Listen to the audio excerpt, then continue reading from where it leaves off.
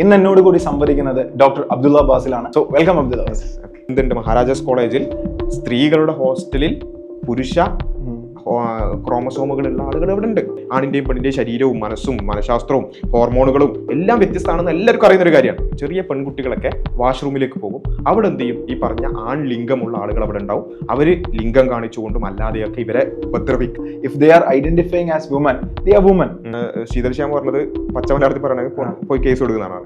ആ കേസ് കൊടുത്താൽ പോരെ എന്നുള്ളതാണ്. ഇവരുടെ ആശയപ്രകാരം ജസ്റ്റ് ഞാൻ എന്തേ വേണ്ടു, I identify as a woman, ഞാനൊരു പെണ്ണായി ഐഡന്റിഫൈ ചെയ്യുന്നു എന്ന് പറഞ്ഞാൽ വളരെ കൂളായി എനിക്ക് പോകാൻ പറ്റും. 2 സ്ത്രീകളെ ബലാത്സംഗം ചെയ്ത ഒരാളാണ്. അയാൾ കോടതിയിൽ എത്തുമ്പോൾ ഞാൻ വുമണാണെന്ന് പറഞ്ഞു. 2 സ്ത്രീകളെ പ്രഗ്നന്റ് ആക്കാൻ ആര് സ്ത്രീയാണെന്ന് എന്തിനാ ഹോസ്റ്റലുകൾ വ്യത്യസ്തമാക്കിയത്? സ്ത്രീകളുടെ സുരക്ഷയ്ക്ക് വേണ്ടിയാണ്. അത് ഒന്നാക്കി എന്ത് സംഭവിക്കും? എന്താണോ പർപ്പസ് അത് ഇല്ലാതായി പോകും. സ്ത്രീകൾ ഒതുങ്ങി നടക്കുക എന്നതിനേക്കാൾ എന്തുകൊണ്ടും നല്ലതല്ലേ ഒരു അമ്മക്ക് തന്റെ മകനെ പഠിപ്പിക്കുകയും അത് ചെയ്യാൻ പാടില്ല എന്ന് ശീലിപ്പിക്കുകയും ചെയ്യുന്ന ഒരു സ്ത്രീയെ കുറച്ചൊരു നഗ്നമായ രൂപത്തിൽ കണ്ടാൽ അത് നോക്കാത്ത എത്ര ആളുകളുണ്ട്? സ്ത്രീയുടെ നഗ്നത കാണുമ്പം ആ നഗ്നതയുമായി ബന്ധപ്പെട്ടുകൊണ്ടുള്ള ഇത് നമുക്ക് സയൻസ് പഠിച്ചാൽ ഇത് വളരെ ക്ലിയർ ആണ്. പക്ഷെ ആർക്കെങ്കിലും ഒരാൾക്ക് തിരിച്ച് ഉള്ള ഓപ്ഷൻസും നോക്കണം എന്ന് ആഗ്രഹം ഉണ്ടെങ്കിൽ ഇവിടെ എന്ത് വഴിയുള്ളത്? ആ വാതിലുകൾ മൊത്തം കുട്ടിയടക്കാൻ. ഒരു ആണിന് പെണ്ണായി തോന്നുന്നുണ്ടെങ്കിൽ അതിനെ നമ്മൾ വിളിച്ചിരുന്നത് മെഡിക്കൽ ടേം തന്നെ GID എന്നായിരുന്നു, ജെൻഡർ ഐഡന്റിറ്റി ഡിസോർഡർ. അപ്പൊ അവർ നമ്മുടെ സഹോദരന്മാരാണ്, അല്ലെങ്കിൽ അവർ നമ്മളെപ്പോലെയുള്ള മനുഷ്യരാണ്. അവരെ കുറിച്ചാണ് സംസാരിച്ചുകൊണ്ടിരിക്കുന്നത്. അവർക്കെതിരായിട്ടല്ല ഞാൻ സംസാരിക്കുന്നത്. വെച്ചുകൊണ്ട് ഇവരെ മുന്നിൽ നിർത്തിക്കൊണ്ട് ചില ആശയങ്ങൾ ഒളിച്ചു കടത്തുന്നുണ്ട്. അതിന്റെ ഭാഗമായിട്ടുള്ള പല അജണ്ടകൾ നടപ്പിലാക്കുന്നുണ്ട്. എന്ന് പറയുന്നുണ്ട്. യൂറോപ്പെല്ലാം പൂന്തോപ്പും മറ്റുള്ള രാജ്യങ്ങളെല്ലാം കൊടുംവനവുമാകുന്ന ഒരു പ്രതീതി പുരോഗമനത്തിന്റെ പേരിൽ ആളുകൾ കാണുന്നുണ്ട്. റഷ്യ ഈ LGBT ആക്ടിവിസത്തെ ഒരു എക്സ്ട്രീമിസ്റ്റ് ഓർഗനൈസേഷൻ ആയിട്ട് കാറ്റഗറൈസ് ചെയ്തു. അല്ലെങ്കിൽ കഴിഞ്ഞ പ്രാവശ്യത്തെ ട്രംപിന്റെ ഇലക്ഷൻ ക്യാമ്പയിനിൽ ട്രംപ് ഉയർത്തിപ്പിടിച്ചത് LGBTs ഫോർ ട്രംപ് എന്ന് പറഞ്ഞുകൊണ്ടുള്ള ഒരു പ്രൈഡ് ഫ്ലാഗ് ആയിരുന്നു. ഇലോൺ മസ്കിന് സ്വന്തം വീട്ടിൽ ഒരു അനുഭവം ഉണ്ടായി, സ്വന്തം മകളായി.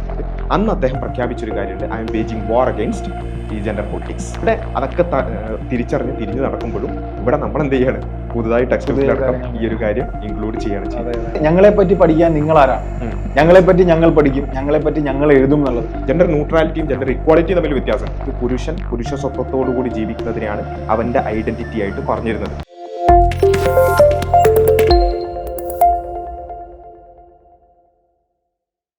Hi hello, this is Ashiq. You are watching Skylark Pictures Entertainments. India എന്ന മഹാരാജ്യത്തിന്റെ ഏറ്റവും വലിയ പ്രത്യേകത അതിന്റെ ബഹുസ്വരതയാണ്. LGBTQ community, gender politics, gender identity, sexual orientations തുടങ്ങി അതിനെ അനുകൂലിച്ചും പ്രതികൂലിച്ചുമുള്ള ചർച്ചകൾ നമ്മൾ ലോകമെമ്പാടും കാണുന്നുണ്ട്. ഇന്ന് എന്നോട് കൂടി സംവദിക്കുന്നത് ഡോക്ടർ അബ്ദുള്ള ബാസിലാണ്. അബ്ദുള്ള ബാസിൽ അൺമാസ്കിംഗ് അനോമലീസ് എന്ന യൂട്യൂബ് ചാനലിന്റെ സ്പീക്കറും വൺ ഓഫ് ദ അഡ്മിൻസും കൂടിയാണ്. അപ്പോൾ ഇത്തരം വിഷയങ്ങളിൽ അദ്ദേഹത്തിന് എന്താണ് പറയാനുള്ളതെന്ന് നമ്മൾ കേൾക്കേണ്ടതുണ്ട്. So welcome Abdulla Bas. Hi Basil, ഇപ്പോൾ നമ്മൾ സംസാരിച്ച് തുടങ്ങുകയാണെങ്കിൽ ശരിക്കും ആളുകൾ ഇപ്പോൾ വ്യാപകമായി ലോകത്ത് ഇത്തരം ചർച്ചകൾ നടന്നു വരുന്നുണ്ട്. അപ്പോൾ ഇതിൽ തന്നെ ജെൻഡറും സെക്സും നമ്മളൊരു 1952 വരെയൊക്കെ വിചാരിച്ചിരുന്നത്. ഇപ്പോൾ ഒരു APA കണക്ക് വിചാരിച്ചാൽ 1952 ശരിക്കും അമേരിക്കൻ സൈക്കാട്രിക് അസോസിയേഷൻ ഇതൊരു മെന്റൽ ഇൽനെസ് ആണെന്ന് സ്ഥിരീകരിക്കുന്നതും മെന്റൽ ഇൽനെസ് ആണെന്ന് പറയുന്നതും അതിനുശേഷമുള്ള പ്രൊട്ടസ്റ്റിന്റെ ഭാഗമായിട്ട് 69 മറ്റോ ആണ് ഇത് അങ്ങനെയല്ല, ഒരു ഹ്യൂമന്റെ തന്നെ പ്രശ്നം, ഹ്യൂമന്റെ തന്നെ വേരിയേഷൻ ആണെന്ന് മനസ്സിലാക്കുകയൊക്കെ ചെയ്യുന്ന രീതിയിൽ റിപ്പോർട്ട് വരുന്നു.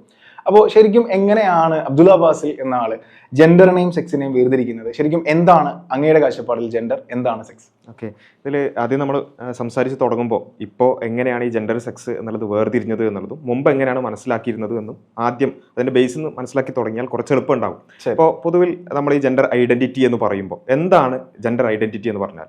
ഇപ്പോൾ താങ്കളൊരു പുരുഷനാണ്, താങ്കളുടെ ഒരു ഫീലിംഗ് അല്ലെങ്കിൽ താങ്കളുടെ ഒരു നിലക്കുള്ള ഐഡന്റിറ്റി, സ്വത്വബോധം എന്ന് പറയുന്നത് ഒരു ആണിൻ്റെതാണ്. പൊതുവിൽ നമ്മൾ ഇത്രയും കാലം മനസ്സിലാക്കിയിരുന്നതും, അല്ലെങ്കിൽ മനുഷ്യ ചരിത്രം എന്ന് പറഞ്ഞാൽ പതിറ്റാണ്ടുകളുടെ അല്ല നൂറ്റാണ്ടുകളുടെ ചരിത്രമാണ് മനുഷ്യൻ.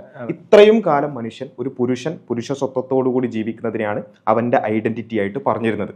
അപ്പോൾ പൊതുവിൽ പണ്ടുകാലം തൊട്ടേ എല്ലാ സമൂഹങ്ങളിലും ഈ സെക്സ് എന്ന് പറഞ്ഞാൽ ഒരാൾ ജനിച്ചു വീഴുന്നത് എന്താണ്? അപ്പോൾ നമ്മളൊരു കുട്ടി ജനിച്ചു വീഴുമ്പോൾ തന്നെ ലേബർ റൂമിൽ നിന്ന് പുറത്തേക്ക് വരുമ്പോൾ congratulations baby boy, baby girl എന്ന് പറഞ്ഞിട്ടുള്ള വരുന്നത്. അപ്പോൾ അതിന് പല മാനദണ്ഡങ്ങൾ നമ്മൾ പറയാറുണ്ട്. പൊതുവെ എക്സ്റ്റേണൽ ഫിസിക്കൽ അപ്പിയറൻസ് പറയാം, അതല്ലെങ്കിൽ നമുക്ക് DNA പറയാം, അല്ലെങ്കിൽ ഗാമേറ്റുകൾ പറയാം. ഇങ്ങനെ പല മാനദണ്ഡങ്ങൾ വെച്ച് ആണാണോ പെണ്ണാണോ എന്ന് വേർതിരിച്ചറിയാൻ നമുക്ക് എല്ലാവർക്കും പറ്റും. അത് പ്രത്യേകിച്ച് പറയേണ്ട കാര്യമൊന്നുമില്ല. അപ്പോൾ ഇങ്ങനെ ഈ ആണ് പെണ്ണ് എന്ന് വേർതിരിക്കുന്നത് കാലാകാലങ്ങളായി ഇങ്ങനെയാണ്. അപ്പോൾ പക്ഷേ ഇതിൽ ഒരു പ്രശ്നം എന്താണെന്ന് ചോദിച്ചാൽ ഇതിൽ ചെറിയ ചില വേരിയേഷൻസ് അല്ലെങ്കിൽ ചില എക്സെപ്ഷൻസ് ഉണ്ടാവാറുണ്ട്. എന്ന് വെച്ചാൽ ഒരാണിൻ്റെ ശരീരം, ഒരാണിൻ്റെ ക്രോമസോമോ ഗാമേറ്റോ അല്ലെങ്കിൽ അവയവങ്ങളോ ലൈംഗിക അവയവങ്ങളോ അല്ലെങ്കിൽ ഹോർമോണുകളൊക്കെ ഉണ്ടായിട്ടും പെണ്ണായി സ്വയം തോന്നുന്ന ഒരവസ്ഥ, ഇങ്ങനെയുള്ള ഒരു ചെറിയ ഒരു വിഭാഗം ഉണ്ടായിട്ടുണ്ട് അല്ലെങ്കിൽ അങ്ങനെ ഉണ്ടാവാറുണ്ട്. അതിനെ എന്ത് ചെയ്യും എന്നതാണ് നമ്മുടെ മുമ്പിലുള്ള ഒരു ചോദ്യം. അപ്പോൾ ആ ക്വസ്റ്റിനെ ഈ ഒരു സെക്ഷൽ റെവല്യൂഷൻ യൂറോപ്പിലും അമേരിക്കയിലൊക്കെ നടന്നിട്ടുള്ള ആ സെക്ഷൽ റെവല്യൂഷൻ്റെ തുടർച്ചയായി ഈ ലിബറൽ ഫെമിനിസ്റ്റ് അത്തരം ചിന്താധാരകളിൽ നിന്ന് അവർ ഉരുത്തിരിഞ്ഞു വന്നിട്ടുള്ള ഒരു കാര്യമാണ് ജെൻഡർ എന്ന് പറയുന്നതും സെക്സ് എന്ന് പറയുന്നതും കംപ്ലീറ്റ്ലി ഡിഫറെൻ്റ് ആണ്. എന്നുവെച്ചാൽ അതിന്റെ വിശദാംശങ്ങളിൽ വ്യത്യാസങ്ങളുണ്ട്, അതൊരു യാഥാർത്ഥ്യമാണ്. പക്ഷെ അത് തമ്മിൽ ഒരു ബന്ധവുമില്ല എന്ന് പറഞ്ഞ് അതിനെ വേർതിരിക്കുകയാണ് ചെയ്യുന്നത്. പക്ഷേ അതിന് മുമ്പ് വരെ ഇപ്പോൾ താങ്കൾ തന്നെ പറഞ്ഞതുപോലെ ഇപ്പോൾ ഓറിയന്റേഷൻ വേറെയാണ്, ഐഡന്റിറ്റി വേറെയാണ്, അത് വ്യത്യാസം പ്രത്യേകം മനസ്സിലാക്കണം. പക്ഷെ ഈ മുമ്പ് ഒരാണിന് പെണ്ണായി തോന്നുന്നുണ്ടെങ്കിൽ അതിനെ നമ്മൾ വിളിച്ചിരുന്നത് മെഡിക്കൽ ടേം തന്നെ GID എന്നായിരുന്നു, ജെൻഡർ ഐഡന്റിറ്റി ഡിസോർഡർ. അപ്പൊ അതൊരു ഡിസോർഡർ ആയിരുന്നു. അപ്പോൾ സ്വാഭാവികം എൻ്റെ ശരീരമാണ് ആണിൻ്റെതാണ്, ക്രോമസോമുകൾ XY ആണ്, എന്നിട്ടും എനിക്ക് പെണ്ണായി തോന്നുന്നുണ്ടെങ്കിൽ ആ ഐഡന്റിറ്റി സ്വത്വബോധം തോന്നുന്നിടത്ത് എന്തോ ഒരു പ്രശ്നമാണ്, ഡിസോർഡർ ആണെന്നായിരുന്നു മുമ്പ് വിചാരിച്ചിരുന്നത്. പിന്നെ അതെന്ത് ചെയ്യാണ്, ഇതിന്റെ ഡെഫിനേഷൻ മാറ്റി ജെൻഡർ എന്ന് പറഞ്ഞാൽ വേറൊന്നാണ് എന്ന് പറഞ്ഞുകൊണ്ട് ജെൻഡറും സെക്സും കംപ്ലീറ്റ്ലി ഡിഫറെന്റ് ആണ് എന്ന് പറയുന്നിടത്താണ് എന്ത് ചെയ്യുന്നത് ഈ പുതിയ മൂവ്മെന്റുകളും ജെൻഡർ പൊളിറ്റിക്സും അതുമായി ബന്ധപ്പെട്ടുകൊണ്ടുള്ള ആക്ടിവിസവും എല്ലാം വരുന്നത്. അവിടെയാണ് ആ വിശദാംശങ്ങളിൽ ഒരുപാട് പ്രശ്നങ്ങളുണ്ട്. അത് ഈവൻ ഈ മനുഷ്യരെ അടക്കം, നമ്മൾ പറയുന്നത് വേറെ ആരെങ്കിലും കുറിച്ചല്ല, നമ്മുടെ ഇടയിൽ ജീവിച്ചുകൊണ്ടിരിക്കുന്ന ഈ ജെൻഡർ ഐഡന്റിറ്റിയിൽ വ്യത്യാസങ്ങളുള്ള ആളുകളെ കുറിച്ചാണ്.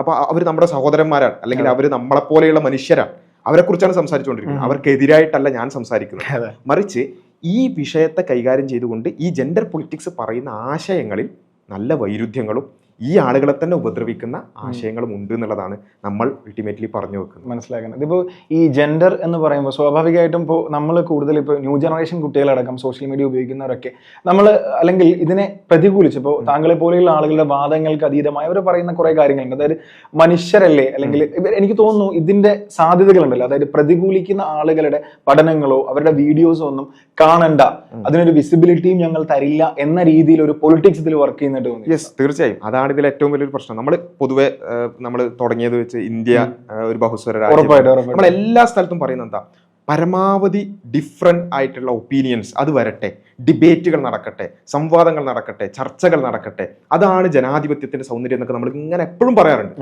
പക്ഷെ എന്തുകൊണ്ടാണ് എല്ലാ വിഷയത്തിലും ഈ ജനാധിപത്യവും എന്തിനെക്കുറിച്ച് നമുക്ക് ചർച്ച ചെയ്യാം, ഈ പ്രധാനമന്ത്രിനെ എതിർത്തും അനുകൂലിച്ച് സംസാരിക്കാം, ഇന്ത്യൻ ഭരണഘടനയുടെ വിവിധ വകുപ്പുകളെ കുറിച്ച് നമുക്ക് സംസാരിക്കാം, എല്ലാത്തിനെ പറ്റിയും എതിർത്തും അനുകൂലിച്ച് സംസാരിക്കാം. പക്ഷെ ഈ വിഷയത്തിൽ മാത്രം ഒരു അഭിപ്രായം മാത്രമേ പറ്റുള്ളൂ. അതിന് വിരുദ്ധമായി പറഞ്ഞാൽ അത് അയാൾ സമൂഹത്തിൽ പ്രശ്നക്കാരനാണ്, അല്ലെങ്കിൽ അയാളുടെ സംസാരം കേൾക്കാൻ പാടില്ല, അയാളുടെ പ്രസംഗം കേൾക്കാൻ പാടില്ല, അയാളുമായി വേദി പങ്കിടാൻ പാടില്ല, അയാളെ ചാനലിൽ അയാളുടെ കൂടെ ഇരിക്കാൻ പറ്റൂല എന്ന് പറയുന്നത് എന്ത് ജനാധിപത്യമാണ്?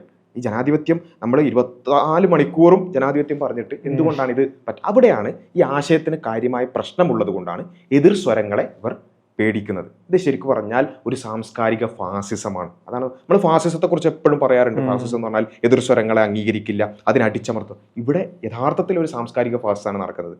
ഈ വിഷയത്തിലുള്ള എതിരഭിപ്രായങ്ങൾ അപ്പോഴേക്ക് വരും, എന്ത് അവർ മനുഷ്യരല്ല എന്ന് പറയുന്നു, ഫോബിയ എന്നൊക്കെ പറഞ്ഞുകൊണ്ട് വരും. നമ്മൾ പറയുന്നത്, ഞാൻ ആവർത്തിച്ച് പറയണം, അവർ മനുഷ്യരാണ്, അവർക്ക് അവകാശങ്ങളുണ്ട്, അവർ പൗരന്മാരാണ്, പൗരന്മാർക്കുള്ള എല്ലാ അവകാശങ്ങളും അവർക്കുണ്ട്, അതിനുവേണ്ടി നമ്മളും നിലകൊള്ളുന്നു, അവർക്ക് വേണ്ടി ഞങ്ങൾ നിലകൊള്ളുന്നു. പക്ഷേ ഞങ്ങൾ എതിർക്കുന്നത് ഈ ആശയത്തെയാണ്. ഇവരെ വെച്ചുകൊണ്ട്, ഇവരെ മുന്നിൽ നിർത്തിക്കൊണ്ട് ചില ആശയങ്ങൾ ഒളിച്ച് കടത്തുന്നുണ്ട്, അതിൻ്റെ ഭാഗമായിട്ടുള്ള പല അജണ്ടകൾ നടപ്പിലാക്കുന്നുണ്ട്. ആ ആശയത്തെ എതിർക്കുമ്പോൾ കണ്ടോ, ആ മനുഷ്യരെ ഇല്ലാതാക്കുന്നു, ആ മനുഷ്യരെ എതിർക്കുന്നു, ആ മനുഷ്യരെ അപരവൽക്കരിക്കുന്നു എന്ന് പറയുന്നത് യഥാർത്ഥത്തിൽ ഈ ആശയങ്ങളെ നേരിടാനുള്ള ഒരു പ്രശ്നം കൊണ്ടാണെന്നുള്ളതിനാണ് ഞാൻ മനസ്സിലാക്കുന്നത്. ശരി, ഇപ്പോൾ ഈ ജെൻഡർ ഐഡന്റിറ്റി ആയിട്ട്, സെക്ച്വൽ ഓറിയന്റേഷൻ അല്ല, ശരിക്കും ജെൻഡർ ഐഡന്റിറ്റി ആയിട്ട് ബന്ധപ്പെട്ട് വളരെ വലിയൊരു വിപ്ലവകരമായ പ്രസ്താവന ശ്രീ ഡൊണാൾഡ് ട്രംപിന്റെ ഭാഗത്തു നിന്നുണ്ടായി, അല്ലെങ്കിൽ അമേരിക്കയുടെ ഭാഗത്തു നിന്നുണ്ടായി എന്ന് പറയണം. ശരി, അതിനു മുമ്പ് തന്നെ കുറച്ച് നാളെ UK ഫോമർ പ്രൈം മിനിസ്റ്റർ ആയിരുന്ന ഋഷി സുനകിന്റെ ഒരു പ്രസ്താവന ഉണ്ടായിരുന്നു. അദ്ദേഹം ഇതിനെ നോക്കിക്കാണുന്ന ഒരു വിധമുണ്ട്, after all you are a man, if you are a man you are a man, and you are a woman you are a woman എന്ന് പറയുന്നുണ്ട് അദ്ദേഹം. ശരിക്കും അത് എന്താ നമ്മളൊക്കെ പറയില്ലേ, യൂറോപ്പ് എല്ലാം പൂന്തോപ്പും മറ്റുള്ള രാജ്യങ്ങളെല്ലാം കൊടുംവനവുമാകുന്ന ഒരു പ്രതീതി പുരോഗമനത്തിന്റെ പേരിൽ ആളുകൾ കാണുന്നുണ്ട്. പുരോഗമനം എന്ന് പറഞ്ഞാൽ തന്നെ അത് ഒരുതരം പടിഞ്ഞാറോട്ട് നോക്കുക എന്നുള്ള കൺസെപ്റ്റും ഉണ്ട് ആളുകൾക്ക്. അപ്പോൾ ആ പടിഞ്ഞാറിൽ ഇത്തരം വിപ്ലവങ്ങൾ സംഭവിച്ചു തുടങ്ങുന്നു. അതായത് അതിന്റെ വേര് തുടങ്ങുന്ന ആ സമയത്ത് തന്നെ ഇപ്പോൾ ആളുകൾ തിരിഞ്ഞു നടക്കുന്ന ഒരു പ്രവണതയും കണ്ടുവരുന്നതായിട്ട് കാണുന്നു. സോ എന്താണ് അതിന്റെ ഒരു ഇതിൽ നമ്മൾ ഒന്നാമതായി പറയാനുള്ളതെന്ന് വെച്ചാൽ ട്രംപ് ആകട്ടെ അല്ലെങ്കിൽ റൈറ്റ് വിങ് പൊളിറ്റിക്സ് അവർ പറഞ്ഞു എന്നുള്ളത് കൊണ്ട് അവരെ ഗ്ലോറിഫൈ ചെയ്യാനുള്ള ഒരു കാരണമായി ഞാൻ കാണുന്നില്ല. കാരണം ട്രംപ് എന്ന് പറയുന്നത് അങ്ങേയറ്റം അപരവൽക്കരിക്കുന്ന ആളുകളെ വലിയ രൂപത്തിൽ ഇപ്പൊ ഇന്ത്യക്കാരെ എങ്ങനെയാണ് ട്രീറ്റ് ചെയ്ത് നമ്മൾ കണ്ടതാണ്. കുടിയേറ്റം കൊണ്ട് സ്ഥാപിക്കപ്പെട്ട ഒരു രാജ്യത്ത് കുടിയേറ്റക്കാരെ എതിർക്കുന്ന ഒരു വൈരുദ്ധ്യമാണ് അവിടെ കണ്ടത്. അപ്പൊ ട്രംപിനെയോ ഒന്നും ഗ്ലോറിഫൈ ചെയ്യാനുള്ള ഒരു മാനദണ്ഡമല്ല ഇത് എന്ന് ആദ്യം പറഞ്ഞുകൊണ്ട് തന്നെ പറയട്ടെ. യൂറോപ്പിനും ഇപ്പം ബ്രിട്ടന്റെ കാര്യം പറഞ്ഞു, അതുപോലെ തന്നെ അമേരിക്കയുടെ കാര്യം പറഞ്ഞു, അതിനു മുമ്പേ തന്നെ റഷ്യ ഈ LGBT ആക്ടിവിസത്തെ ഒരു എക്സ്ട്രീമിസ്റ്റ് ഓർഗനൈസേഷൻ ആയിട്ട് കാറ്റഗറൈസ് ചെയ്തു. പല രാജ്യങ്ങളും ഇതുമായി ബന്ധപ്പെട്ടുകൊണ്ടുള്ള ഇത്തരം പോളിസി റിവോക്ക് ചെയ്തുകൊണ്ടിരിക്കുകയാണ്.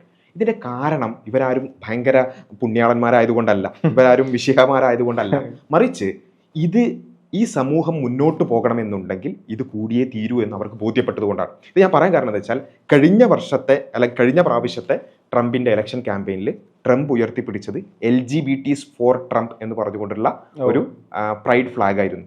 കാരണം എന്താ വെച്ചാൽ ആ സൊസൈറ്റിയിൽ അത് അത്രയും നോർമലായിരുന്നു. പക്ഷേ ആ സൊസൈറ്റി മുന്നോട്ട് പോയപ്പോൾ ഇത്തരം പോളിസികൾ കൊണ്ട് അല്ലെങ്കിൽ ഇത്തരം ആശയങ്ങൾ കൊണ്ട് സമൂഹം തകരുന്നു എന്ന് അവർക്ക് കൃത്യമായി ബോധ്യപ്പെട്ടു. ആ ബോധ്യപ്പെട്ടതിന്റെ അടിസ്ഥാനത്തിൽ തിരിഞ്ഞു നടക്കൽ മാത്രമാണ് നടന്നത്. ഇതിൽ ഏറ്റവും പ്രധാനമായിട്ടും ട്രംപിന്റെ പോളിസികൾ നിശ്ചയിക്കുന്നത് ഇലോൺ മസ്ക് പോലെയുള്ള ആളുകളാണെന്ന് പറയാം. ഇലോൺ മസ്ക് എന്തുകൊണ്ട് ഇങ്ങനെ തിരിച്ചു ചിന്തിച്ചു? ഇലോൺ മസ്ക് എന്ന് പറഞ്ഞാൽ പക്കാ ലിബറൽ ആയിരുന്നു, ഇതിനുവേണ്ടിയൊക്കെ വാദിച്ചുകൊണ്ടിരുന്ന നടന്നായിരുന്നു. പക്ഷേ ഇലോൺ മസ്കിന് സ്വന്തം വീട്ടിൽ ഒരു അനുഭവം ഉണ്ടായി, സ്വന്തം മകൻ മകളായി. ഈ പൊളിറ്റിക്സിന്റെ ഒക്കെ സ്വാധീനപ്രകാരം സ്വന്തം മകൻ മകളായപ്പോഴാണ്, സ്വന്തം വീട്ടിലേക്ക് വന്നപ്പോഴാണ് മൂപ്പർക്ക് എന്ത് ചെയ്തത്, ഇതിന്റെ അപകടം മനസ്സിലായത്. അന്ന് അദ്ദേഹം പ്രഖ്യാപിച്ചൊരു കാര്യമുണ്ട്, I M waging war against ഈ ജെൻഡർ പൊളിറ്റിക്സ്. ഞാൻ ഈ ജെൻഡർ പൊളിറ്റിക്സിനെതിരായി ഒരു യുദ്ധം പ്രഖ്യാപിക്കുന്നുവെന്ന് ഇലോൺ മസ്ക് പ്രഖ്യാപിക്കുകയാണ്. അതിന്റെ തുടർച്ചയായിട്ടാണ് എന്ത് ചെയ്യുന്നത്, അമേരിക്കയിൽ വലിയൊരു പോളിസി ചേഞ്ച് ഉണ്ടാവുന്നതും.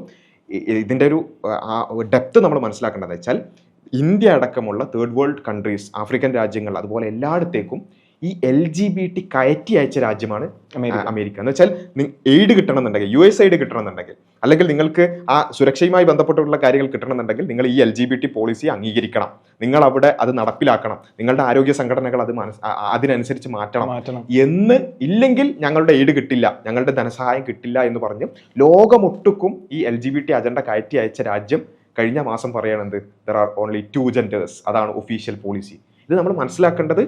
ഇത് അവർ അതിന്റെ പ്രത്യാഘാതങ്ങൾ, അതിന്റെ പ്രശ്നങ്ങൾ തിരിച്ചറിഞ്ഞത് കൊണ്ടുള്ള ഒരു കാരണം. പ്രത്യേകിച്ചും ഈ റൈറ്റ് വിങ്ങുകാർ, ഇപ്പൊ ഇലോൺ മസ്ക് ആകട്ടെ, ട്രംപ് ആകട്ടെ, ഋഷി സുനക് ആകട്ടെ, അല്ലെങ്കിൽ യൂറോപ്പിലൊക്കെ ഉള്ള റൈറ്റ് വിങ്ങുകാരാകട്ടെ, അവരൊക്കെ അൾട്ടിമേറ്റ്ലി അവർ നിലനിൽക്കുന്നത് ദേശീയതയിൽ അധിഷ്ഠിതമായിട്ടാണ്.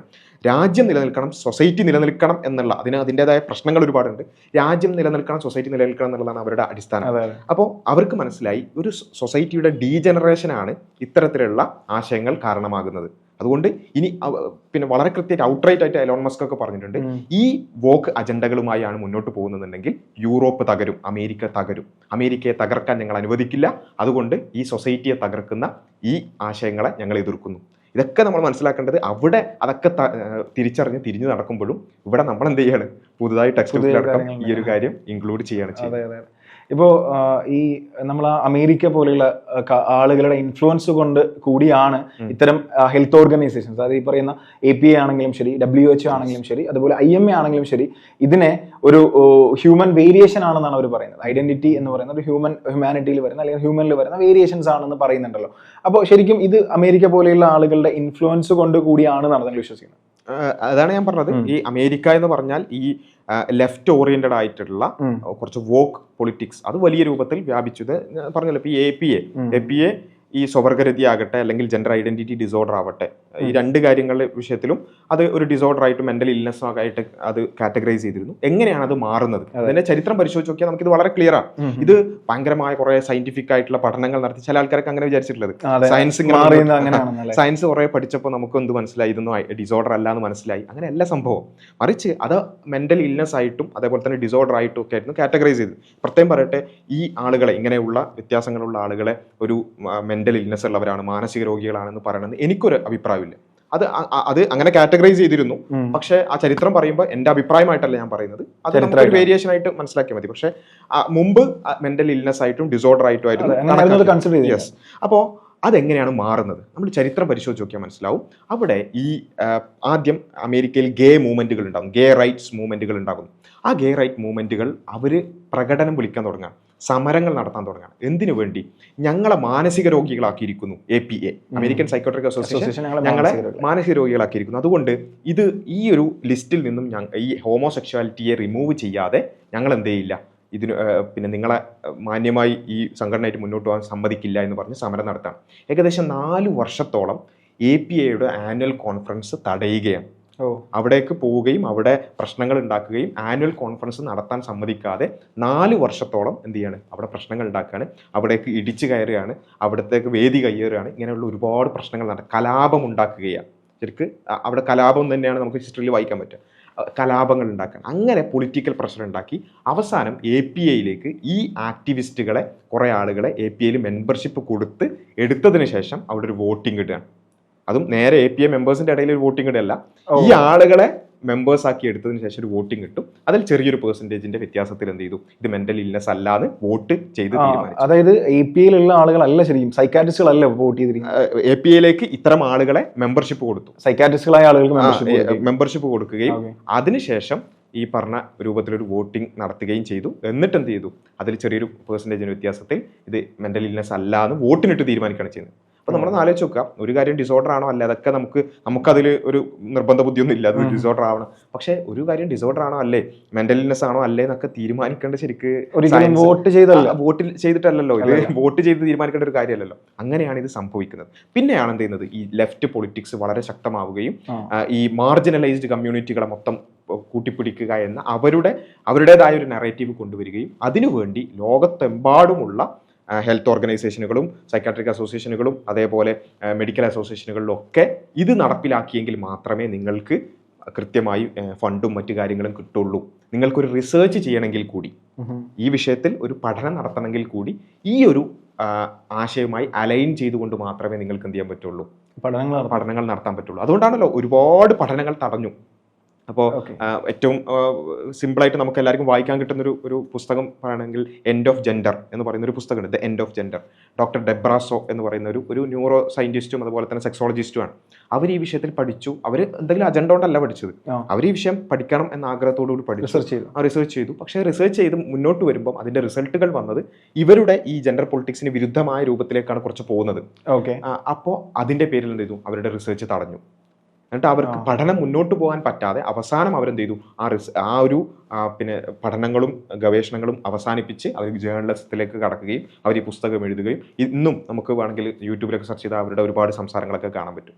അപ്പോൾ ഇതൊന്നു മാത്രമല്ല, ഒരുപാട് ശാസ്ത്രജ്ഞന്മാർ ഈ വിഷയത്തിൽ പഠിക്കാൻ ശ്രമിക്കുകയും ഈ അൺബയാസ്ഡായി പഠനം മുന്നോട്ട് പോകുമ്പോൾ അത് തടയുകയും ചെയ്യുന്ന ഒരു അവസ്ഥ നമുക്ക് പൊതുവിൽ തന്നെ കാണാൻ പറ്റും. ഇവിടെ ഇപ്പൊ ഈ പറഞ്ഞ പോയിന്റ് തന്നെ കൂട്ടിച്ചേർക്കുകയാണെങ്കിൽ ശരിക്കും ശീതൽ ശ്യാം നമുക്കൊക്കെ അറിയാവുന്ന ഒരു LGBTQ ആക്ടിവിസ്റ്റ് ആണ്. അപ്പോൾ അവര് 24-ന്റെ ഒരു ചർച്ചയിൽ പറയുന്ന ഒരു വളരെ പ്രധാനപ്പെട്ട കാര്യമാണ്, ഞങ്ങളെ പറ്റി പഠിക്കാൻ നിങ്ങൾ ആരാണ്, ഞങ്ങളെ പറ്റി ഞങ്ങൾ പഠിക്കും, ഞങ്ങളെ പറ്റി ഞങ്ങൾ എഴുതും എന്നുള്ളത്. ശരിക്കും ഇത് താങ്കൾ പറഞ്ഞത് കൂടി കൂട്ടിച്ചേർത്ത് വായിക്കുകയാണെങ്കിൽ ഇത്തരത്തിലുള്ള ഇതിന് വേറെ എന്തെങ്കിലും സാധ്യതകൾ ഉണ്ടോ എന്ന് തീരുമാനിക്കണമെങ്കിൽ ഇതൊരു റിസർച്ച് ചെയ്യണം, പഠിക്കണം. ശാസ്ത്രജ്ഞന്മാർ ഓഫ് കോഴ്സ് ഒരു സയൻസ് ബാക്ക്ഗ്രൗണ്ട് വരുന്ന കാര്യമായിട്ട് തന്നെ റിസർച്ച് ഓറിയന്റഡ് ആവണം. പക്ഷെ ഇതിനെ തടയുന്നുണ്ടോ എക്സാക്ട്ലി? അതായത് അങ്ങനെ ഒരു പഠനമേ വേണ്ട എന്നൊരു ശാഠ്യമുണ്ടോ ഈ IMF ആണെങ്കിലും WHO ആണെങ്കിലും ഈ പറഞ്ഞ APA ആണെങ്കിലും? യെസ്, അതാണ് ഞാൻ പറഞ്ഞത്. അങ്ങനെ പഠിക്കാൻ ശ്രമിച്ച ഒരുപാട് ഉദാഹരണങ്ങൾ നമുക്ക് കാണാൻ പറ്റും.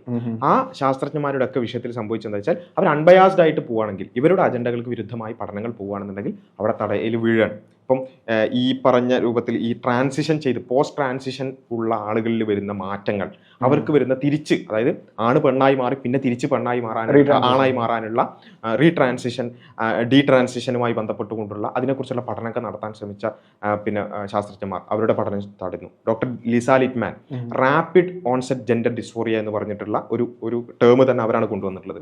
ലിസ ലിറ്റ്മാൻ ഇതുമായി ബന്ധപ്പെട്ടുകൊണ്ട് പഠനം മുന്നോട്ട് പോകുന്നു, കുറച്ച് കഴിയുമ്പോൾ അത് തടയുന്നു. ഇങ്ങനെ എല്ലാ വിഷയത്തിലും നമ്മൾ കാണുന്നത് ഇവരുടെ അജണ്ടയ്ക്ക് വിരുദ്ധമായി ശാസ്ത്ര പഠനം മുന്നോട്ട് പോകുമ്പോൾ അതിന്റെ ഫണ്ട് തടയപ്പെടുന്നു. അല്ലെങ്കിൽ അവരെന്ത് ചെയ്യും, ഇത് എത്തിക്സിന് വിരുദ്ധമായി എന്ന് പറഞ്ഞുകൊണ്ട് ആ പഠനം അവിടെ സ്റ്റോപ്പ് ചെയ്യാം. അപ്പം ഞാൻ ചോദിക്കുന്നത്, ആയിക്കോട്ടെ നിങ്ങൾ അതിനനുകൂലിച്ച് സംസാരിക്കാൻ അതിനുള്ള സ്കോപ്പ് ഉണ്ട്, അതിൻ്റെ പഠനങ്ങൾ കൊണ്ടുവരാം. പക്ഷേ ഏത് വിഷയത്തിലും നമുക്ക് ഒരു അൺബയാസ്ഡ് ആയിട്ടുള്ള ഒരു ശാസ്ത്ര പഠനം നടക്കുമ്പോഴാണല്ലോ അതിലെന്താണ് ശരി, എന്താണ് തെറ്റ്, എന്താണ് അതിനുള്ള പരിഹാരം എന്നുള്ളതൊക്കെ അങ്ങനെയാണല്ലോ കിട്ടുക. പക്ഷേ അത് തടഞ്ഞാൽ യഥാർത്ഥത്തിൽ ഇത് ഞങ്ങൾക്കൊന്നല്ല ഇത് ശരിക്കും ബാധിക്കുന്നത്. ഇത് ബാധിക്കുന്നത് ഇവിടെയുള്ള ഈ ട്രാൻസ്ജെൻഡർ, ഇന്റർസെക്സ്, അതുപോലെ തന്നെ ഹോമോസെക്ഷൽസ് എന്നൊക്കെ പറയുന്ന ഈ ആളുകളെ തന്നെയാണ് ഇത് ബാധിക്കുന്നത്. അവർക്ക് പരിഹാരത്തിന് അല്ലെങ്കിൽ ഏതെങ്കിലും രൂപത്തിൽ ആണിന്റെ ശരീരത്തിൽ പെണ്ണായി തോന്നുന്ന ആളുകൾ അങ്ങനെ ജീവിക്കാൻ ആഗ്രഹിക്കുന്നവർ അങ്ങനെ ജീവിക്കുന്നു എന്ന് വിചാരിക്കാം. പക്ഷെ ആർക്കെങ്കിലും ഒരാൾക്ക് തിരിച്ച് ഉള്ള ഓപ്ഷൻസും നോക്കണമെന്ന് ആഗ്രഹം ഉണ്ടെങ്കിൽ ഇവിടെ എന്ത് വഴിയുള്ളത്? ആ വാതിലുകൾ മൊത്തം കുട്ടിയടക്കാണ്. അങ്ങോട്ട് നിങ്ങൾ പഠിക്കാൻ പാടില്ല, അതിനെക്കുറിച്ച് സംസാരിക്കാൻ പാടില്ല, അതിനെക്കുറിച്ച് സംസാരിച്ചാൽ നിങ്ങൾ ഫോബിക്കാണ് എന്ന് പറഞ്ഞ് ആ വാതിലുകൾ മൊത്തം അടച്ചിട്ട് പറയാണ് ഇത് മാത്രമാണുള്ള ഒരു ആശയം, അതിനെ അനുകൂലിക്കുക മാത്രം, എതിർത്തുകൊണ്ടൊരു സംസാരം പാടില്ല. ഇതാണ് ഇതിന്റെ ഒരു പ്രശ്നം എന്ന് പറയുന്നത്. നമ്മളിപ്പോൾ യൂട്യൂബിൽ നോക്കിയാലും മനസ്സിലാകും ഇതിനെപ്പറ്റി പഠിക്കുന്ന സത്യാന്വേഷികളായ കുറെ ആളുകളുണ്ട്, ഇതിന്റെ ഫാക്ട് ചെക്ക് നടത്താൻ ശ്രമിക്കുന്ന കുറെ ആളുകളുണ്ട്. ഇവരൊക്കെ യൂട്യൂബിൽ നോക്കുമ്പോൾ നമുക്ക് ആകെ കിട്ടുന്ന ഡിബേറ്റ്സുകളിൽ മലയാളത്തിലാണെങ്കിൽ ഒന്ന് താങ്കളും ശീതൽ ശ്യാമുമായിട്ടുള്ള ഒരു ഡിബേറ്റ് ആണ്, പിന്നെ ഒന്ന് ശീതൽ ശ്യാമും മറ്റൊരു വ്യക്തിയുമായി 24 ന്യൂസ് ചാനൽ നടത്തിയ 24 ചാനൽ ഹാഷ്മിയുടെ നേതൃത്വത്തിൽ നടത്തിയ ഒരു ചർച്ചയാണ്. അപ്പൊ ഈ രണ്ട് ചർച്ചകളാണ് മുഖ്യധാരയിൽ ഉള്ളത് നമുക്ക് കാണാൻ സാധിക്കുന്നത്. അപ്പോൾ ഇപ്പോൾ താങ്കൾ പറഞ്ഞത് തന്നെ കൂട്ടിച്ചേർക്കുകയാണെങ്കിൽ അന്ന് ശരിക്കും ഈ കോളേജ്, ഞാൻ മനസ്സിലാക്കുന്നത് കാലിക്കറ്റ് മെഡിക്കൽ കോളേജ് ബേസ് ചെയ്തിട്ടുള്ള ഒരു ചർച്ചയായിരുന്നു സംവാദത്തിലേക്ക് നയിച്ചത് എന്നുള്ളത്. എന്തായിരുന്നു അവിടെ സംഭവിച്ചത്? മിക്കവാറും ക്യാമ്പസുകളിൽ ഇത് ചർച്ച ആയിക്കൊണ്ടിരിക്കുന്നുണ്ട്. മുമ്പൊക്കെ ഇത് ഏകപക്ഷീയമായി പോയിരുന്നു, പക്ഷെ ഇതിൽ പിന്നെ കൂടുതൽ ഇതിന്റെ മറ്റ് നെറേറ്റീവുകൾ ഉണ്ട് എന്നുള്ള ഒരു പൊതുവായിട്ടുള്ള ഒരു ചർച്ചയൊക്കെ വന്നതുകൊണ്ട് തന്നെ ക്യാമ്പസുകളിൽ ഇത് ചർച്ചയാവാറുണ്ട്. അങ്ങനെയാണ് ഈ ഇലക്ഷൻ കാലഘട്ടത്തിൽ പലപ്പോഴും അങ്ങോട്ടും ഇങ്ങോട്ടും ആശയത്തിന്റെ പേരിൽ അങ്ങോട്ടും ഇങ്ങോട്ടും ആരോപണങ്ങളും പ്രത്യാപനങ്ങളും അങ്ങനെയൊക്കെ ഉണ്ടാവുമല്ലോ. അതിന്റെ ഭാഗമായിട്ടാണ് ഒരു ഇലക്ഷൻ കാലത്ത് കാലിക്കറ്റ് മെഡിക്കൽ കോളേജ് LGBT വലിയൊരു വിഷയമായി. കാരണം അവിടെ പ്രൈഡ് പരേഡും മറ്റു കാര്യങ്ങളൊക്കെ നടക്കുന്നതാണ്. അപ്പോൾ ഇതിനെ എതിർത്തുകൊണ്ടുള്ള സ്വരങ്ങളും അവിടെ കേൾക്കാൻ തുടങ്ങി. അപ്പോൾ അവരെ ഫോബിയാണ്, ഇവരെ അപരവൽക്കരിക്കുന്നു എന്നൊക്കെ പറഞ്ഞുകൊണ്ടുള്ള സ്വാഭാവികമായ ചാപ്പേടികളും മറ്റുണ്ടായി. അപ്പോൾ അവിടെ ചർച്ച വന്നൊരു കാര്യമാണ്, ശരി അങ്ങനെയാണെങ്കിൽ ലെറ്റ്സ് ഡിബേറ്റ്, നമുക്ക് എന്ത് ചെയ്യാം, ചർച്ച ചെയ്യാം. ശരിക്കും അതാണല്ലോ ജനാധിപത്യത്തിന്. എത്ര മോശം ഈ എതിർക്കുക എന്നുള്ളത് ഭയങ്കര മോശമായിക്കോട്ടെ, ആ മോശമായ കാര്യത്തെ നമുക്ക് ഡിബേറ്റ് ചെയ്തിട്ട് ഇല്ലാതാക്കാലോ. അപ്പോൾ അങ്ങനെയാണ് കാലിക്കറ്റ് മെഡിക്കൽ കോളേജിൽ അങ്ങനെ ഒരു ഡിബേറ്റ് നടത്താം എന്ന് പറയുന്ന ഒരു ചർച്ച ഉണ്ടാവുന്നത്.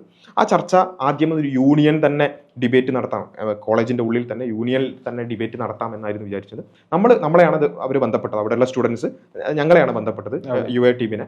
അപ്പോൾ ഞങ്ങൾ ഒബ്വിയസ്ലി ഞങ്ങൾ അതിന് തയ്യാറാണ്, ഏത് സമയത്തും ഞങ്ങൾ തയ്യാറാണെന്ന് പറഞ്ഞു. അതിനു മുമ്പ് അവിടെ ഓൺലൈനിൽ കുറച്ച് സെഷൻസ് ഒക്കെ ഉണ്ടായിരുന്നു. അതായത് ഏകപക്ഷീയമായി LGBT പഠിപ്പിക്കാൻ വേണ്ടി, ഈ ആശയങ്ങൾ പഠിപ്പിക്കാൻ വേണ്ടിയുള്ള ഓൺലൈൻ സെഷൻസ് ഒക്കെ ഉണ്ടായിരുന്നു. അവിടേക്ക് കുട്ടികൾ കയറുകയും 1-2 ചോദ്യങ്ങൾ ചോദിക്കുകയും ചെയ്തതോടുകൂടി ആ സെഷനിൽ അവർക്ക് ഉത്തരം പറയാൻ പറ്റാതെ ക്ലോസ് ചെയ്യേണ്ട അവസ്ഥ ഉണ്ടായി. ഇങ്ങനെയൊക്കെ എല്ലാം കൊണ്ടും അവർക്കൊരു പിന്നെ ഇത് ഒരു ഡിബേറ്റിലേക്ക് പോയാൽ ഒരു പ്രയാസം ഉണ്ടാക്കും എന്നൊരു പ്രശ്നം അവിടെ ഉണ്ടായപ്പോൾ പതിയെ ആ യൂണിയൻ അത്തരത്തിലുള്ള ഡിബേറ്റ് സംഘടിപ്പിക്കുന്നതെന്നും പിൻവലിയാണ് ചെയ്യുന്നത്. പക്ഷേ ആ ഡിബേറ്റ് നടക്കണം എന്ന ഒരു ചർച്ച സ്റ്റുഡൻസിൻ്റെ ഇടയിലുണ്ട്. അത് പിന്നെ തുടർന്നുകൊണ്ടാണ് നമ്മൾ പറഞ്ഞു ഞങ്ങളെപ്പോഴും റെഡിയാണ്, ഏത് രൂപത്തിലും തയ്യാറാണ്, കോളേജിനകത്താണെങ്കിൽ അങ്ങനെ, പുറത്താണെങ്കിൽ അങ്ങനെ, ഏത് രൂപത്തിലും സംവാദങ്ങൾക്ക് തയ്യാറാണ്, ചർച്ചകൾക്ക് തയ്യാറാണെന്ന് പറഞ്ഞു. അങ്ങനെയാണ് അവസാനം എന്ത് ചെയ്യുന്നത്, അവരുടെ ഭാഗത്തു നിന്നുള്ള ഒരു ഹൗസ് സർജനായിട്ടുള്ള ഡോക്ടർ ശീതൽ ശ്യാം എന്ന് പറയുന്ന കേരളത്തിൽ LGBT വിഷയം പതിറ്റാണ്ടുകളായി സംസാരിച്ചുകൊണ്ടിരിക്കുന്ന, ഞാൻ മനസ്സിലാക്കുന്നത് ഞാൻ ജനിക്കുന്നതിന് മുമ്പേ അവർ LGBT വിഷയത്തിൽ സംസാരിച്ചുകൊണ്ടിരിക്കുന്നത്. അപ്പോൾ അത്രയും ആ വിഷയത്തിൽ അറിയപ്പെട്ട ശീതൽ ശ്യാമിനെ തന്നെ അവരുടെ ഭാഗത്തു നിന്നുള്ള പ്രതിനിധിയായി അവർ കൊണ്ടുവരുന്നു. ഞങ്ങളുടെ ഭാഗത്ത് ഞാനാണ് ആ ഒരു ഡിബേറ്ററായിട്ട് വന്നിട്ടുള്ളത്. അപ്പോൾ അത് കോളേജിനകത്ത് നടക്കാതെ പുറത്തുള്ള ഒരു ഹോളിലായിരുന്നു ആ ഡിബേറ്റ് നടക്കുന്നത്. അപ്പോൾ അവർ തന്നെ കൊണ്ടുവന്നിട്ടുള്ള ഒരു പ്രതിനിധി വെച്ചിട്ടാണ് എന്ത് ചെയ്യുന്നത്, ഈ ഡിബേറ്റിലേക്ക് എത്തുന്നത്. അങ്ങനെയാണ് ആ ഒരു ഡിബേറ്റ് സാധ്യമാകുന്നത്. ഓക്കെ, ഇപ്പോൾ ഇവർ പറയുന്ന വളരെ പ്രധാനപ്പെട്ട ഒരു കാര്യം ഉണ്ടല്ലോ, ഇപ്പോൾ ജെൻഡർ ഐഡന്റിറ്റി പറയുന്ന കൂട്ടത്തിൽ പറയുന്ന സംഭവമാണ് ജെൻഡർ ഇക്വാലിറ്റി എന്ന് പറയുന്നത്. ഇപ്പോൾ സ്കൂൾ യൂണിഫോമിലാണ് അത് സർക്കാർ ആദ്യം പരീക്ഷിക്കുന്നത്. പക്ഷെ അവിടെയും ശരിക്കും എനിക്ക് മനസ്സിലാക്കാൻ സാധിച്ചൊരു കാര്യം, ആൺകുട്ടികൾ പാരമ്പര്യമായി ഇട്ട് പോന്നിരുന്ന ഷർട്ട് പാൻറ് എന്നുള്ളൊരു കൺസെപ്റ്റ് ശരിക്കും പെൺകുട്ടികൾക്ക് ഇടാൻ പറയുകയും അതിനെ ന്യൂട്രൽ എന്ന് വിളിക്കുകയും ചെയ്യുന്ന ഒരു സാഹചര്യമാണ്. ഇതിനെ എതിർത്ത ആളുകൾ പറയുമ്പോൾ അവർ പറയുന്നതാണ് ഷർട്ടും പാൻറ്റും ആരാണ് ആണിന്റെ വേഷമായിട്ട് പറയുന്നത് എന്നുള്ളത്. പക്ഷെ എനിക്ക് തോന്നുന്നില്ല ഏതെങ്കിലും ഒരു ഹൈസ്കൂളിൽ പഠിക്കുന്ന ഒരു ആൺകുട്ടിയോട് നിങ്ങൾ എന്നാൽ ഒരു പട്ടുപാവാടയോ ഒരു ബ്ലൗസോ ഇട്ട് വരൂ, അത് നിങ്ങളുടെ യൂണിഫോം ആണെന്ന് പറഞ്ഞാൽ ആ കുട്ടികൾ അംഗീകരിക്കില്ല. അതായത് ഒരു ഡൊമിനൻസിയെ എൻകറേജ് ചെയ്യുകയും അതേസമയം അതിനെ ന്യൂട്രൽ എന്ന് വിളിക്കുകയും ചെയ്യുന്ന ഒരു കാഴ്ചപ്പാടാണ് എനിക്ക് പേഴ്സണലി തോന്നിയത്. ആളുകൾ ഡിഫറെന്റ് അഭിപ്രായമുള്ളവരുണ്ട്. ഓഫ് കോഴ്സ് ഇതിനപ്പുറത്തേക്കുള്ള ഒരു തലം എന്താണെന്ന് ചോദിച്ചാൽ, ഇതൊരു പെണ്ണ് പാൻറ് ഇടാവോ എന്നുള്ളൊരു വിഷയം പോലും അല്ല, അതിൽ പോലും ഒതുക്കേണ്ടതല്ല. ഇപ്പൊ ഈ വിഷയത്തിലാണ് മീഡിയ വണ്ടിലൊക്കെ ചില ചാനൽ ചർച്ചകളിലേക്ക് പങ്കെടുക്കേണ്ടി വന്നത്. അപ്പൊ ആ സമയത്തൊക്കെ ചാനലുകൾ മൊത്തമുള്ള ചർച്ച എന്ന് വെച്ചാൽ ജെൻഡർ ന്യൂട്രാലിറ്റി വരുന്നു, അതിന്റെ യൂണിഫോം വരുന്നു. അപ്പൊ എന്താ ചർച്ച, ഈ പാൻറ് എന്ന് പറയുന്ന ആണിന്റെ ഡ്രസ്സാണോ പെണ്ണിന്റെ ഡ്രസ്സാണോ? ഭയങ്കര കൂലങ്കഷമായ ചർച്ചമാണ്, ചരിത്രാതീത കാലം തൊട്ട് അങ്ങനെ ഇങ്ങനെ. ശരിക്കും ഇത് ഇത്ര ചർച്ച ചെയ്യേണ്ട കാര്യമില്ല. നമ്മൾ പറയുന്നത് പാൻറ് എന്നുള്ളതല്ല ഇവിടെ വിഷയം, മറിച്ച് ഇവിടെ ഈ ജെൻഡർ ന്യൂട്രാലിറ്റി കൊണ്ട് ഇവർ ഉദ്ദേശിക്കുന്ന ഒരു ആശയമുണ്ട്. അത് നമ്മൾ ഇങ്ങനെ ഊഹിച്ച് പറയുന്നതോ ആരോപിക്കുന്നതോ അല്ല. ഈ ജെൻഡർ ന്യൂട്രാലിറ്റി അല്ലെങ്കിൽ ആ യൂണിഫോം ഒക്കെ നടപ്പിലാക്കുമ്പോൾ നമ്മുടെ ഉന്നത വിദ്യാഭ്യാസ മന്ത്രിയായിട്ടുള്ള ഡോക്ടർ ആർ ബിന്ദു അവർ ട്വിറ്ററിൽ വളരെ കൃത്യമായി കുറിച്ചു വെച്ചിട്ടുണ്ട്. ഇത് ഹെറ്ററോ നോർമേറ്റിവിറ്റിയെ തകർക്കാനുള്ള അല്ലെങ്കിൽ അതിന്റെ ബേർഡൻസ് തകർക്കാനുള്ള ഒരു പദ്ധതിയുടെ തുടക്കമാണ്. എന്നുവെച്ചാൽ എന്താണ് ഈ ഹെറ്ററോ നോർമേറ്റിവിറ്റി? ആണ് പെണ്ണ് എന്നുള്ള ദ്വന്ദ്ങ്ങളിൽ അതിനെ അടിസ്ഥാനമാക്കി പോകുന്ന ഒരു സൊസൈറ്റിയാണ് ഇവിടെ ഉള്ളത്. അതിനെ തകർക്കുക എന്നുള്ളതാണ് ഈ ഒരു കാര്യത്തിന്റെ ഉദ്ദേശ്യം. എന്ന് വെച്ചാൽ ആണും പെണ്ണും തമ്മിൽ സ്വാഭാവികമായി തന്നെ വ്യത്യാസങ്ങളുണ്ട്.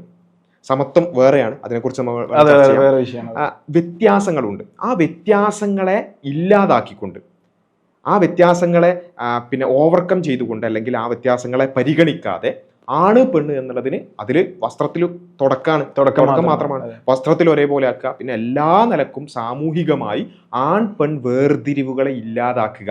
വേർതിരിവ് എന്നുള്ളത് ഉദ്ദേശിക്കുന്നത് ഒരാൾ മേലെ താഴെ എന്നുള്ള അർത്ഥത്തിലല്ല. സ്വാഭാവികമായിട്ട് തന്നെ നമുക്ക് സാമൂഹികമായിട്ടും ശാരീരികമായിട്ടും ഒക്കെ വ്യത്യസ്തരാണ് ആണും പെണ്ണും, അല്ലെ? ആണിന്റെയും പെണ്ണിന്റെയും ശരീരവും മനസ്സും മനഃശാസ്ത്രവും ഹോർമോണുകളും എല്ലാം വ്യത്യസ്തമാണെന്ന് എല്ലാവർക്കും അറിയുന്ന ഒരു കാര്യമാണ്. ആ വ്യത്യാസങ്ങളെ ഇല്ലാതാക്കുന്ന തരത്തിലുള്ള ഒരു ആശയമാണ് ജെൻഡർ ന്യൂട്രാലിറ്റി. ജെൻഡർ ന്യൂട്രാലിറ്റിയും ജെൻഡർ ഇക്വാലിറ്റിയും തമ്മിൽ വ്യത്യാസമുണ്ട്. അപ്പോൾ ഈ ജെൻഡർ ന്യൂട്രാലിറ്റി എന്ന് പറയുന്നത് ഇതിലേക്കുള്ള ഒരു തുടക്കമാണ്. ആൺ പെൺ വേർതിരിവുകൾ സമൂഹത്തിൽ പ്രകടമായി ഇല്ലാതിരിക്കുക, അങ്ങനെയുള്ള ഒരു ആശയത്തിന്റെ തുടക്കമാണിത്. അതുകൊണ്ട് ഇത് കേവലം ഒരു ആണ് പാൻറ്റിടാൻ പറ്റൂ എന്നുള്ള ചർച്ചയല്ല, മറിച്ച് ഇത് കുറച്ച് കഴിയുമ്പോൾ എന്ത് ചെയ്യും? ആൺ പെൺ വേർതിരിവുകൾ, സെഗ്രിഗേഷൻ വേണോ? ഈ ഇടയ്ക്ക് ചർച്ച വന്നിട്ടുള്ള ഒരു കാര്യമാണ്, പിന്നെ സെഗ്രിഗേഷൻ വേണോ എന്നുള്ളത്. സെഗ്രിഗേഷൻ വേണം എന്നുള്ള കാര്യമൊക്കെ നമുക്ക് എല്ലാവരും അംഗീകരിക്കുന്ന ഒരു കാര്യമാണ്. പക്ഷേ ടു വാട്ട് എക്സ്റ്റെന്റ് എന്നുള്ളത് മാത്രമാണ് ചർച്ച. അപ്പം ടോയ്ലറ്റുകൾ പറ്റുന്ന സ്ഥലങ്ങളിലൊക്കെ ആൺ പെൺ ടോയ്ലറ്റുകൾ വ്യത്യസ്തമാണ്. അതൊരു സെഗ്രിഗേഷനാണ്. അപ്പൊ എല്ലാവരും അംഗീകരിക്കുന്ന ഒരു കാര്യമാണിത്. പക്ഷെ ചില ആൾക്കാർ എന്ത് ചെയ്യും? അത് കുറച്ചും കൂടിയൊക്കെ വേണം എന്ന് പറയും. അതിന്റെ ലൈന് കുറച്ച് ആൾക്കാർ എന്ത് ചെയ്യും? കുറച്ച് മുന്നോട്ട് വരക്കും, ചില ആൾക്കാർ പിന്നോട്ട് വരക്കത്രേ ഉള്ളൂ.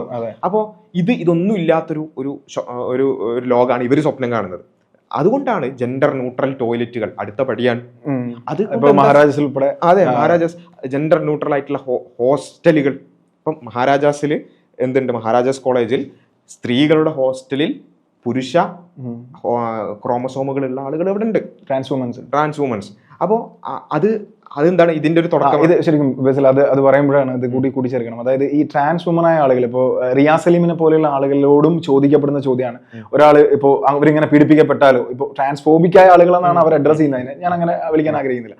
അപ്പോൾ ഇതിനെ പ്രതികൂലിക്കുന്ന ആളുകൾ പറയുകയാണ്, അത്തരം ടോയ്ലറ്റുകൾ ഉപയോഗിക്കാനോ ട്രാൻസ് വുമൻ അവസരം കിട്ടിയാൽ അവിടെ ഒരു സ്ത്രീ പീഡിപ്പിക്കപ്പെടാനുള്ള സാധ്യത കൂടുതലില്ലേ എന്നൊരു ചോദ്യം വരുമ്പോൾ അവർ പറയാണ്, if they are identifying as woman they are woman. So അങ്ങനെ നമ്മൾ മനസ്സിലാക്കുക. ബാക്കിയെല്ലാം അതിന്റെ മൊറാലിറ്റിയിൽ വരുന്ന കാര്യമാണ്, പോലീസ് നോക്കേണ്ട കാര്യമാണെന്നാണ് ഇതിനെ അനുകൂലിക്കുന്ന ആളുകൾ പറയുന്നത്. ഇത് തന്നെയാണ് ശീതൽ ശ്യാമ ഞങ്ങളോട് പറഞ്ഞത്. ഞങ്ങൾ അവിടെ സ്റ്റുഡൻസ് ആണ് ചോദിച്ചത്, ഇതിങ്ങനെ പീഡിപ്പിക്കപ്പെടാൻ സാധ്യതയില്ല, സ്ത്രീകളുടെ സുരക്ഷയ്ക്ക് ഇത് പ്രശ്നമല്ലേ എന്നുള്ളത്. അപ്പം ശീതൽ ശ്യാമ പറഞ്ഞത് പച്ചമലയാളത്തിൽ പറയണത് പോയി കേസ് കൊടുക്കുന്നതാണ്. കേസ് കൊടുത്താൽ പോരെ എന്നുള്ളതാണ്. അപ്പോൾ ഇത് എന്തൊരു പരിഹാരമാണ്? സോ പ്രശ്നത്തിനുള്ള വാതിലുകളെല്ലാം ഉണ്ടാക്കിയിട്ട് പിന്നെ പ്രശ്നം ഉണ്ടായ കേസ് കൊടുത്താൽ പോരെ എന്ന് പറയുന്നത് എന്താ അർത്ഥമാണ്? ഇത് ഞാൻ പറയുന്നത് ഇപ്പോൾ അമേരിക്കയും യൂറോപ്പൊക്കെ തിരിഞ്ഞു നടക്കുന്നത് പറഞ്ഞില്ലേ, അവിടെയുള്ള ഏറ്റവും പ്രധാനപ്പെട്ട വിഷയങ്ങളിൽ ഒന്നിതാണ്. ഈ വാഷ്റൂംസിൽ പ്രത്യേകിച്ച് ചെറിയ പെൺകുട്ടികളൊക്കെ വാഷ്റൂമിലേക്ക് പോകും. അവിടെ എന്ത് ചെയ്യും? ഈ പറഞ്ഞ ആൺ ലിംഗമുള്ള ആളുകൾ അവിടെ ഉണ്ടാവും. അവർ ലിംഗം കാണിച്ചുകൊണ്ടും അല്ലാതെയൊക്കെ ഇവരെ ഉപദ്രവിക്കുന്ന കേസസ് വളരെയധികം ഈ യൂറോപ്യൻ രാജ്യങ്ങൾ, അമേരിക്കയിലൊക്കെ ഉണ്ടാവുന്നു. എന്നിട്ട് അവിടെ PTA മീറ്റിങ്ങുകളിലൊക്കെ നിരന്തരമായി പ്രശ്നങ്ങളാണ്. എന്തിന്? ഞങ്ങളുടെ പെൺകുട്ടികൾ സുരക്ഷിതമായിട്ട് ഒന്ന് ടോയ്ലറ്റിൽ പോകാൻ പറ്റാത്ത അവസ്ഥയാണ് സ്കൂളുകളിലുള്ളത്, അല്ലെങ്കിൽ അതുപോലെ തന്നെ പബ്ലിക്കായിട്ടുള്ള ടോയ്ലറ്റുകളിലുള്ളത്. ഇത് ശരിയല്ല എന്ന് പറഞ്ഞുകൊണ്ട് രക്ഷിതാക്കൾ പ്രശ്നം ഉണ്ടാക്കുകയാണ്. അപ്പോൾ ഇതാണ് ഇതിന്റെ ഒരു പ്രശ്നം എന്ന് പറയുന്നത്. അപ്പോൾ ഇത് വെറും കേസ് കൊടുത്താൽ പോരാന്ന് ചോദിച്ചാൽ എല്ലാ നിലക്കും ഇപ്പോൾ ഞാൻ ചോദിക്കുകയാണ്, ഞാൻ ഒരു ആണാണ്, പൂർണ്ണമായി ആണിന്റെ ക്രോമസോമും ആണിന്റെ ഹോർമോണും ഒക്കെ ഉള്ള ഞാൻ ഇവിടെയുള്ള ഒരു ലേഡീസ് ടോയ്ലറ്റിലേക്ക് കയറി ചെല്ലുകയാണ്. അവിടെ സ്വാഭാവികമായിട്ട് എന്നെ തടയും, നീ ഇവിടെ കയറാൻ പറ്റില്ല, നീ ആണാണെന്ന് പറയും. പക്ഷേ ഇവരുടെ ആശയപ്രകാരം ജസ്റ്റ് ഞാൻ എന്തേ വേണ്ടു? I identify as A woman, ഞാനൊരു പെണ്ണായി ഐഡന്റിഫൈ ചെയ്യുന്നു പറഞ്ഞാൽ വളരെ കൂളായി എനിക്ക് പോകാൻ പറ്റും. ഞാൻ എങ്ങനെയുള്ള ആളാണെന്ന് എങ്ങനെ മനസ്സിലാവുക? എൻ്റെ മനസ്സിൽ എന്തൊക്കെ ഉദ്ദേശമുണ്ടെന്ന് ആർക്കെങ്കിലും മനസ്സിലാൻ പറ്റുമോ? എൻ്റെ മനസ്സിൽ എന്ത് ദുരുദ്ദേശമാണ് ഉള്ളത് എന്ന് ആർക്കെങ്കിലും പറയാൻ പറ്റുമോ? മനസ്സറിയാനുള്ള ഒരു യന്ത്രം നമുക്കില്ലല്ലോ. ഇനി ഞാൻ സ്വയം അങ്ങനെ എനിക്ക് തോന്നുന്നുണ്ടോ, അല്ല ഞാൻ ഫേക്ക് ചെയ്യാണോ എന്നറിയാനുള്ള വല്ല വഴിയുണ്ടോ? അപ്പൊ ഇങ്ങനെ സാമൂഹികമായി സ്ത്രീകളെ വലിയ രൂപത്തിൽ അസ്ഥിരമാക്കുന്ന അല്ലെങ്കിൽ വലിയ രൂപത്തിൽ പ്രയാസപ്പെടുത്തുന്ന ഒരു പോളിസിയാണിത്. ഇത് ടോയ്ലറ്റിൽ ഒതുങ്ങൂല. ഈ സ്കോട്ട്ലൻഡിൽ കഴിഞ്ഞ ഏതാനും വർഷങ്ങൾക്ക് മുമ്പാണ് സ്കോട്ട്ലൻഡിൽ പിന്നെ ഒരു റേപ്പിസ്റ്റായ, അതായത് ബലാത്സംഗം ചെയ്ത 2 സ്ത്രീകളെ ബലാത്സംഗം ചെയ്ത റേപ്പ് ചെയ്ത ഒരു പ്രതി അയാളെ കോടതിയിലേക്ക് കൊണ്ടുവന്നപ്പോൾ അയാൾ എന്ത് ചെയ്തു? I identify as A woman എന്ന് പറഞ്ഞു. അതായത് 2 സ്ത്രീകളെ ബലാത്സംഗം ചെയ്ത ഒരാളാണ്. അയാൾ കോടതിയിൽ എത്തുമ്പോൾ ഞാൻ വുമൺ ആണെന്ന് പറഞ്ഞു. അവിടുത്തെ നിയമം എന്താണ്? ഒരാൾ എന്തായി ഐഡന്റിഫൈ ചെയ്യുന്നു അതാണ് അയാൾ എന്ന് പറയുമ്പോൾ അയാൾ ഇനി എന്ത് ചെയ്യണം? സ്ത്രീകളുടെ ജയിലിലേക്ക് അയക്കണം. ഏതാളെ? ഈ പറഞ്ഞ 2 സ്ത്രീകളെ ബലാത്സംഗം ചെയ്ത ആളെ. അവിടെ ഫെമിനിസ്റ്റുകളായ സ്ത്രീപക്ഷവാദികളായ ആളുകൾ അതിനെതിരെ സമരം ചെയ്തു. ഉറപ്പായിട്ടും ചെയ്യേണ്ടി വരും, അല്ലാതെ എന്താ ചെയ്യാം? ഇതൊരു യാഥാർത്ഥ്യമാണ്. അതുപോലെ തന്നെ നമ്മുടെ ഏഷ്യാനെറ്റിലും അതുപോലെ തന്നെ മലയാളം മീഡിയകളിൽ അടക്കം വന്നിട്ടുള്ള വേറെ വാർത്ത, ഈ പറഞ്ഞ രൂപത്തിൽ അയാൾ റേപ്പിസ്റ്റ് അല്ല, വേറൊരു കുറ്റവാളി എന്ത് ചെയ്തു? സ്ത്രീയായി ഐഡന്റിഫൈ ചെയ്തു. അയാൾ സ്ത്രീകളുടെ ജയിലിലേക്ക് പോയി. അയാൾ പുറത്തേക്ക് വരുമ്പോൾ 2 സ്ത്രീകൾ പ്രഗ്നന്റ് ആയി. 2 സ്ത്രീകളെ പ്രഗ്നന്റ് ആക്കാൻ ആര്? സ്ത്രീയാണെന്ന് പോയ ഒരാൾ. അപ്പൊ ഇത് ഞാൻ പറയുന്നത് വെച്ചാൽ ഈ ഐഡന്റിഫൈ ചെയ്യുക, ഞാൻ സ്വയം എന്ത് പറയുന്നു, അതാണ് എൻ്റെ ജെൻഡർ എന്നുള്ളത് മാത്രം മാനദണ്ഡമാക്കിയാൽ ഇതൊക്കെ സംഭവിക്കും. ഇപ്പോ ട്രംപ് കഴിഞ്ഞ ദിവസം റിവോക്ക് ചെയ്തിട്ടുള്ള പോളിസി, സ്പോർട്സിൽ ഒരു ആണ് സ്വയം പറയാണ് ഞാൻ പെണ്ണാണെന്ന് പറഞ്ഞാൽ അയാൾ പെണ്ണായി സ്ത്രീകളുടെ കൂടെ മത്സരിക്കണം. അതിന്റെ ഏറ്റവും നല്ലൊരു ഉദാഹരണമായിരുന്നു ഈ പിന്നെ ഒരു വ്യക്തി ഒരു മെഡൽ വാങ്ങിയിട്ടുള്ള, അതായത് അദ്ദേഹം ഒരു നീന്തൽ കളിക്കാരനായിരുന്നു. അയാൾ പുരുഷന്മാരുടെ കൂടെ മത്സരിച്ചു. പുരുഷനായതുകൊണ്ട് തന്നെ പുരുഷന്മാരുടെ കൂടെ മത്സരിച്ചു. 461ാമത്തെ റാങ്ക് കിട്ടി. പിന്നെ അയാൾ പറഞ്ഞു ഐഡന്റിഫൈ ആസ് എ വുമൺ, ഞാൻ പെണ്ണാണെന്ന് പറഞ്ഞു. സ്ത്രീകളുടെ കൂടെ മത്സരിച്ചു. പിന്നെ വില്യം തോമസ് എന്നാണ് അയാളുടെ പേര്. അയാൾ ലിയ തോമസ് എന്ന പേര് മാറ്റി. ഇപ്പോൾ അയാൾ സ്ഥിരമായി ഫസ്റ്റ് റാങ്കാണ്. സ്ത്രീകളുടെ കൂടെ മത്സരിച്ചിട്ട് ഒരു പുരുഷന്റെ ക്രോമസോം ഉള്ള ഒരാൾ സ്ഥിരമായി ഫസ്റ്റ് റാങ്ക് വാങ്ങിക്കൊണ്ടിരിക്കുകയാണ്. അവിടെയുള്ള സ്ത്രീകൾ അതിനെതിരായിട്ട് രംഗത്ത് വന്നുകൊണ്ടിരിക്കുകയാണ്. എന്നിട്ട് ഏതുവരെ ചോദിച്ചാൽ woman of the year award ഈ പറഞ്ഞ വ്യക്തിക്ക് കൊടുക്കണം എന്നാണ് അവിടെയുള്ള ചർച്ച. അപ്പൊ ഇതൊക്കെ കണ്ടിട്ടാണ് എന്ത് ചെയ്യുന്നത്?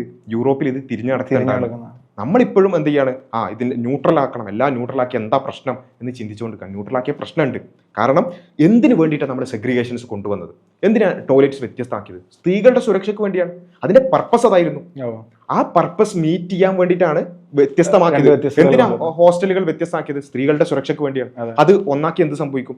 എന്താണോ പർപ്പസ് അത് ഇല്ലാതായി പോകും. സ്ത്രീകളുടെ സുരക്ഷ ഇവിടെ ഇല്ലാതാകും. അവിടെ ഈ പൊതുവിൽ പറയുന്ന ഒരു കാര്യമില്ലേ ബേസിൽ, അതായത് ഇപ്പൊ ഈ സ്ത്രീകളുടെ സുരക്ഷയ്ക്ക് പുരുഷനെ പഠിപ്പിച്ചുകൂടെ എന്നൊരു ചോദ്യം ഉണ്ടല്ലോ. അതായത് പുരുഷനെ ട്രെയിൻ ചെയ്യിച്ചുകൂടെ? അതായത് സ്ത്രീകൾ ഒതുങ്ങി നടക്കുക എന്നതിനേക്കാൾ എന്തുകൊണ്ടും നല്ലതല്ലേ ഒരു അമ്മക്ക് തന്റെ മകനെ പഠിപ്പിക്കുകയും അത് ചെയ്യാൻ പാടില്ല എന്ന് ശീലിപ്പിക്കുകയും ചെയ്യുന്ന എന്നൊരു ചോദ്യം. തീർച്ചയായും അത് തന്നെയാണ് വേണ്ടത്. അതിൽ യാതൊരു സംശയമില്ല. പുരുഷന്മാരെ പഠിപ്പിക്കണം, അല്ലെങ്കിൽ പുരുഷന്മാരെ ബിഹേവ് ചെയ്യാൻ പഠിപ്പിക്കണം. പക്ഷേ അതിന്റെ അർത്ഥം ഈ പ്രശ്നങ്ങൾ ഉണ്ടാക്കാനുള്ള സാമൂഹ്യ സാഹചര്യങ്ങൾ ഇല്ലാതാക്കണം എന്നല്ല. അപ്പം ഞാൻ പറയുന്നത് പുരുഷനെ പഠിപ്പിക്കണം, പുരുഷനെ നന്നാക്കണം, അല്ലെങ്കിൽ പുരുഷന്റെ എല്ലാം നിയന്ത്രിക്കണം, യാതൊരു സംശയമില്ല. പക്ഷെ എത്ര ആളുകൾ നിയന്ത്രിക്കും? നമ്മൾ സൊസൈറ്റിയിൽ റിയലിസ്റ്റിക് ആയിട്ട് ചിന്തിക്കണം. അപ്പോൾ നമ്മൾ സാധാരണ ഈ പലപ്പോഴും പറയാറുണ്ട്, പിന്നെ ഈ ബലാത്സംഗത്തിന്റെ വിഷയം പറയുമ്പോഴൊക്കെ നമ്മൾ അതിന്റെ ചില ഫാക്ടറായിട്ട് വസ്ത്രധാരണമൊക്കെ പറയുമ്പോഴടക്കം അത് പുരുഷൻ നിയന്ത്രിക്കേണ്ടതാണ്. പുരുഷൻ നിയന്ത്രിക്കണേ യാതൊരു സംശയമില്ല. ഇത് ഏതുപോലെയാണ്? ഒരു ഉദാഹരണം പറയുകയാണെങ്കിൽ നമ്മുടെ ഒരു റെസിഡൻസ് അസോസിയേഷനിൽ ഭയങ്കരമായ മോഷണ ശല്യം ഉണ്ടെന്ന് വിചാരിക്കാം. ആ മോഷണ ശല്യം ഉണ്ടായി, നമ്മളെല്ലാവരും കൂടി ഒരു മീറ്റിംഗ് കൂടി നമ്മളെല്ലാവരും തീരുമാനിക്കുകയാണെന്ത്, ഈ മോഷണം തടയാൻ വേണ്ടി നമ്മൾ CCTV വെക്കണം, നല്ല ലോക്കിംഗ് സിസ്റ്റം ഉണ്ടാക്കണം, ഒരു പാറാവുകാരനെ വെക്കണം, ഇങ്ങനെയുള്ള ഒരുപാട് തീരുമാനങ്ങൾ ഉണ്ടാക്കുന്നു.